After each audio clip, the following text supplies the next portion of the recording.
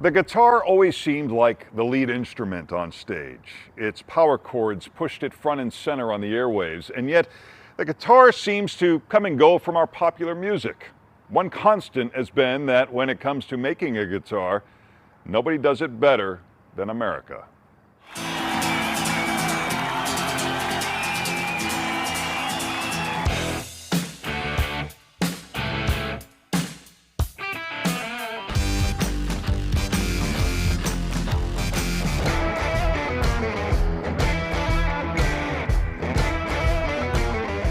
It's as if the guitar has multiple personalities. Of course, that personality flows through the musician, who can make his or her guitar speak to an audience in many languages. The joy in music is being able to express yourself.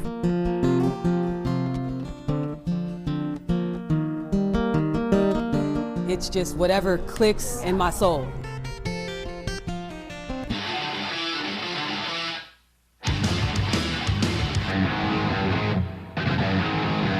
It's a piece of wood with wires and electronics on it, basically. You can make of it what you will, and that's part of the beauty of it, I think. Yeah.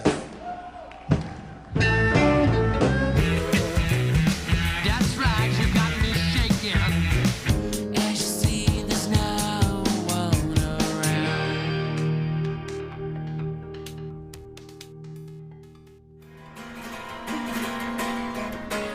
Dream on, dream on, dream on.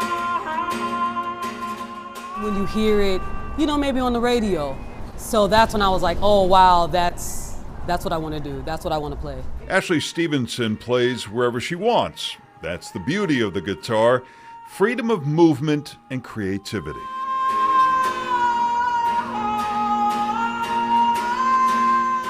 Let's say the subway tunnel. I'll just start playing, I don't even know what I'm playing.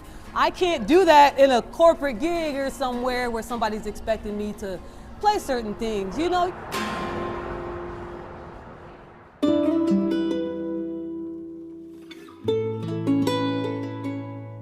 Wood and strings have been around for centuries. It's portable and universal. The oud and lute go back thousands of years to North Africa and the Middle East.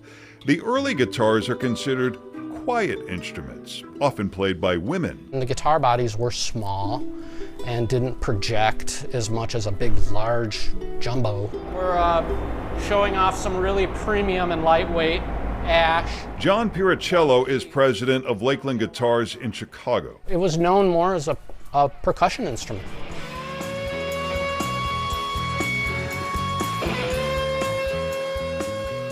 So how does the guitar go from quiet parlor music to arena rock? The pivot is found here in Hawaii.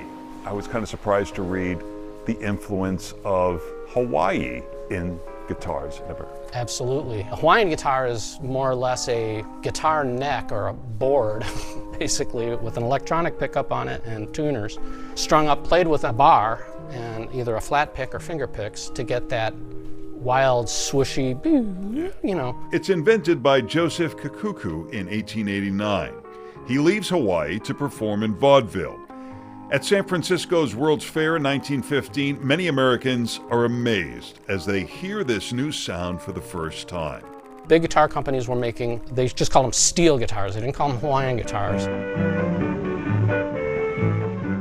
It became a staple instrument in country swing bands, Western swing bands, like Bob Wills and the Texas Playboys, and that became hugely popular. Chicago becomes a center for guitar manufacturing due to its central location. From the 1930s to the 1960s, companies like Washburn and Harmony make Chicago the world capital of guitar making. Montgomery Ward's, Sears. These companies started building and manufacturing instruments because they could easily get them to those distribution points and where they could be rail shipped all over the country.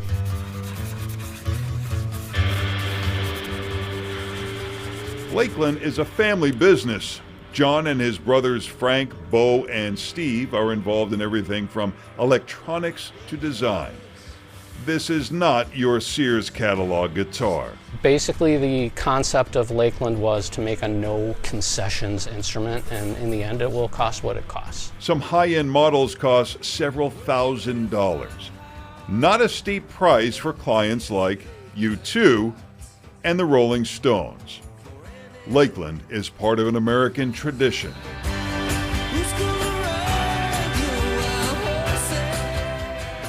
The origins of the modern electric guitar pretty much started here, you know, with Gibson and Fender and Rickenbacker.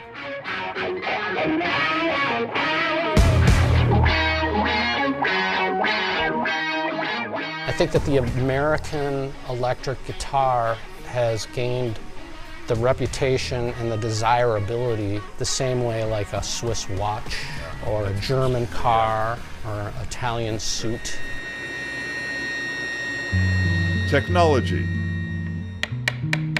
craftsmanship, design. The music speaks through the musician like Netta Sherrill, but a custom guitar says a lot too. I scuba dive, so I kind of wanted an ocean look. You can see here we have the quilted top. It's an ash body. There's a maple buckeye neck that I really wanted a brighter tone. It's absolutely perfect. It looks great, but it sounds just as great as it looks. I'm more so in it for the feel. It makes me feel really good. You know, if I'm in a bad mood, it uplifts me. The guitar conveys a mood and a story.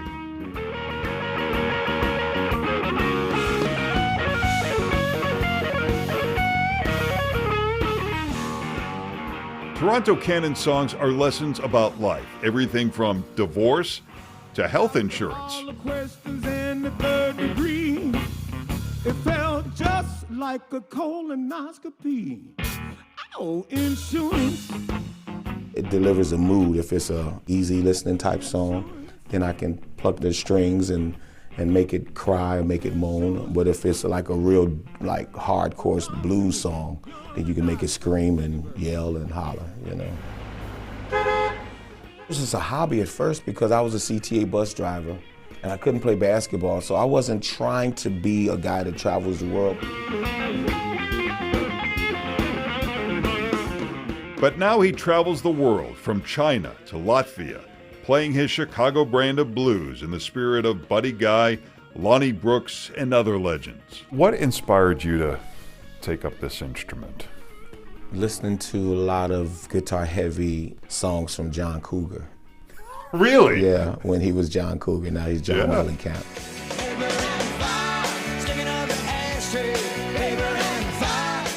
I always told myself, if I ever get a chance to meet him, I'm going to say thank you.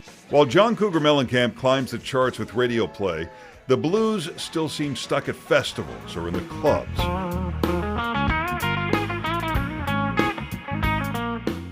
But he says, as it is the basis of all American music, people need to give the blues a chance. Some people think that blues is like a down type music, where blues, okay, here we go, here come the sad stories. But it's like, not on a Saturday night. Some Saturday night blues will have you blushing, and you would have to go to church on Sunday to pray.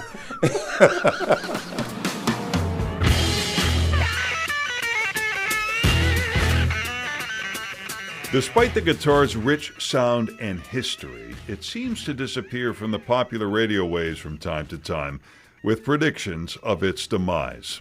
I've heard that many times, and it really just never really seems to happen the way that it's predicted, because it only takes one artist to completely bring something, even if it's cold and dead. In the 1980s, the synthesizer seems to push the guitar off stage for a while. Nirvana emerges in the early 90s. Teen pop is prevalent in the 2000s. He's the reason for the teardrops on my guitar. The only thing. But then Taylor Swift and her guitar soar to the top of the charts. Whether heartache or rebellion, acoustic or electric, plucking or strumming, The guitar has given a voice to everyone from self-starter to superstar. Birth of rock and roll, blues, country, 60s counterculture, 70s punk rock. It's all delivered in a certain way that keeps it evolving.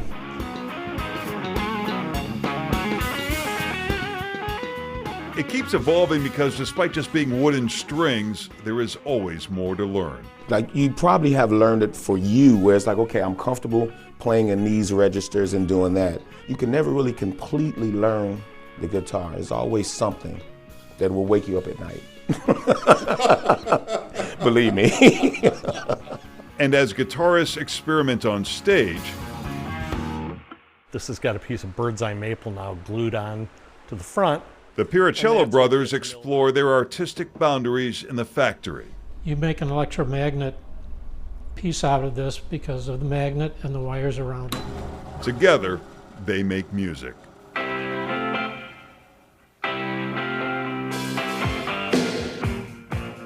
remember there was tours out that was U2, the Rolling Stones, Bob Dylan, Foo Fighters, Weezer, all like on tour at the same time.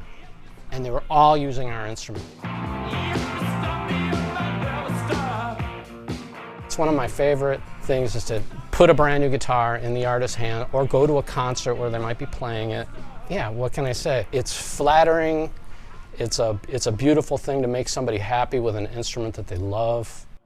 It was such a beautiful day since the night is where I'm from. Ashley Stevenson doesn't have an expensive guitar, but she connects just the same through this intimate instrument under her arm, creating and feeling the vibration through sound as it echoes in a pedestrian underpass or subway station.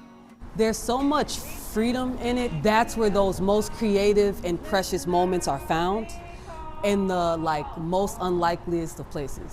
We grabbed the sword to kill